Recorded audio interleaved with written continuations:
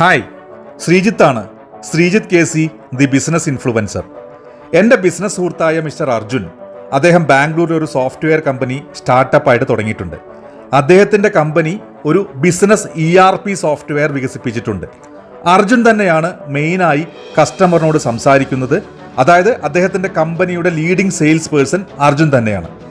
അർജുൻ ഒരു ദിവസം എന്നെ മീറ്റ് ചെയ്തിരുന്നു. അദ്ദേഹത്തിൻ്റെ പ്രശ്നങ്ങൾ അദ്ദേഹം അവതരിപ്പിച്ചു. അദ്ദേഹം സെൽ ചെയ്യുന്ന പ്രൊഡക്റ്റ് വളരെയധികം നല്ല സോഫ്റ്റ്വെയർ ആണ്. നല്ല രീതിയിലുള്ള പ്രൈസിങ് തന്നെയാണ് അദ്ദേഹം ഫിക്സ് ചെയ്തിട്ടുള്ളത്. പക്ഷേ സെയിൽസ് മാത്രം നടക്കുന്നില്ല.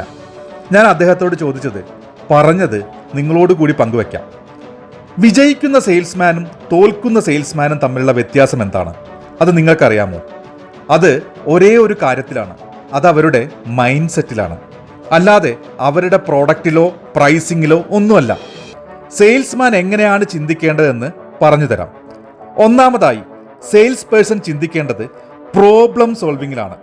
പലപ്പോഴും കസ്റ്റമറെ കൊണ്ട് പ്രൊഡക്റ്റ് വാങ്ങിപ്പിക്കുന്നതിനാണ്, അതായത് ജസ്റ്റ് സെല്ലിങ്ങിന് മാത്രമാണ് സെയിൽസ്മാൻ ശ്രമിക്കുന്നത്. തൻ്റെ ജോലി ജസ്റ്റ് സെല്ലിംഗ് അല്ല. ഓപ്പോസിറ്റ് ഇരിക്കുന്ന കസ്റ്റമറുടെ ഏതോ ഒരു പ്രശ്നം സോൾവ് ചെയ്യാൻ ശ്രമിക്കലാണെന്ന് ആലോചിച്ചാൽ സെയിൽസ് കുറച്ചുകൂടി ഈസിയായ ജോലിയാവും.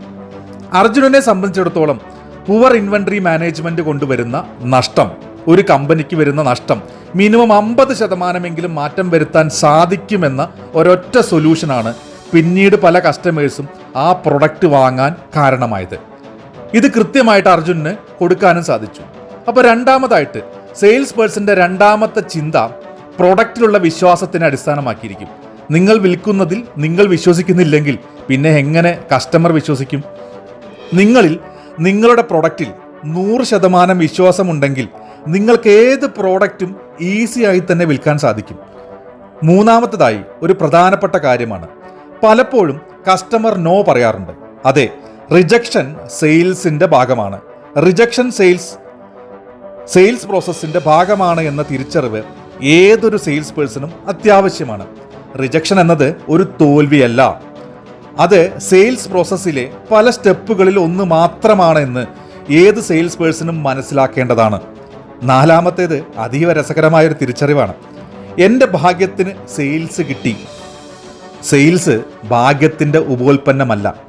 സെയിൽസ് തികച്ചും ഒരു സ്കിൽ ഗെയിമാണ്.